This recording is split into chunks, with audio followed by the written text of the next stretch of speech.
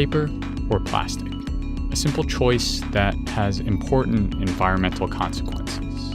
It can be hard to know for sure which one has a smaller impact. And because plastic bags are such a presence in everyday life, it can be easy to overlook the damage they cause.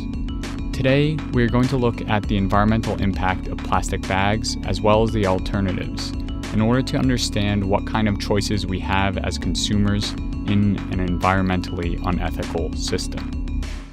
The first plastic, Bakelite, was originally invented in 1907, but it wasn't until the 1960s that plastics, specifically polyethylene, became cheap and efficient to make.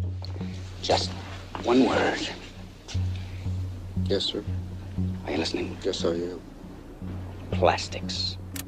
Soon after the 1960s, plastic bags exploded in popularity because it was marketed and made as a single-use product.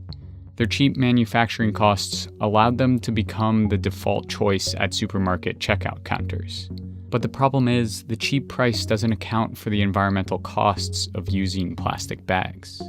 According to a study conducted by the English Environment Agency, resource extraction and raw material production account for 60% of the environmental footprint of plastic bags. In other words, 60% of the bag's environmental impact happens before we even put our groceries in them. And although post-use impact accounts for less than half of a bag's total environmental impact, it is also the part of the bag's life that consumers can most easily control. It's estimated that the US alone throws away 100 billion plastic bags annually, only a fraction of which gets recycled.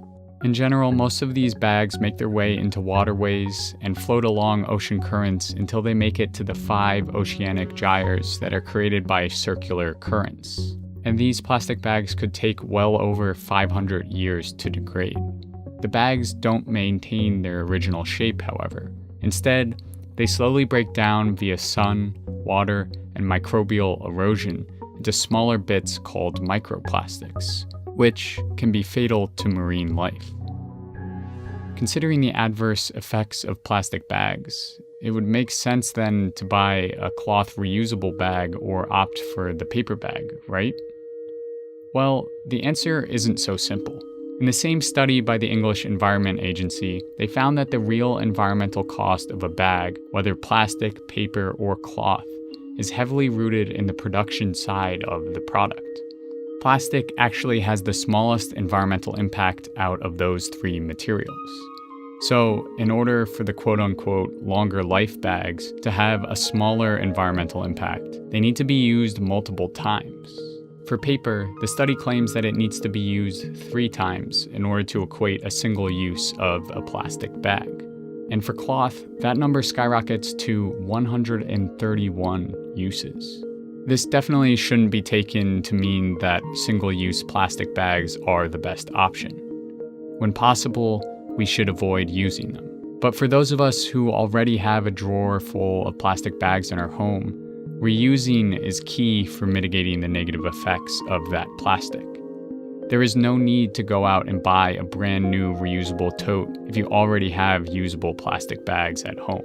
Buying new reusable bags every time you go out to the store just perpetuates the problem. Reducing the use of plastic bags has rightfully been a focus of environmental initiatives. But if we zoom out, they are a small part in a much larger environmental picture.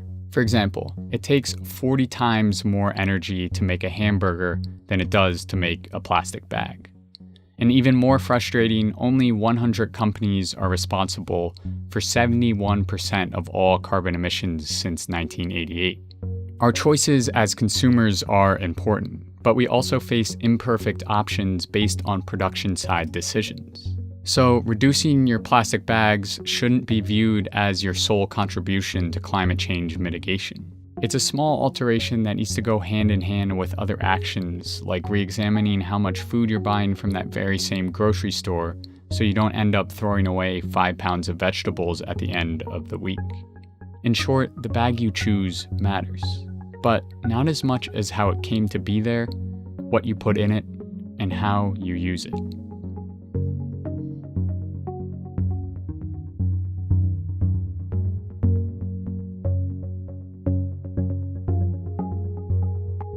Thank you so much for watching. If you're interested in supporting this channel, please consider heading over to my Patreon page where you can pledge a small amount of money for every video I make, or click the subscribe button below. Otherwise, I will see you next time.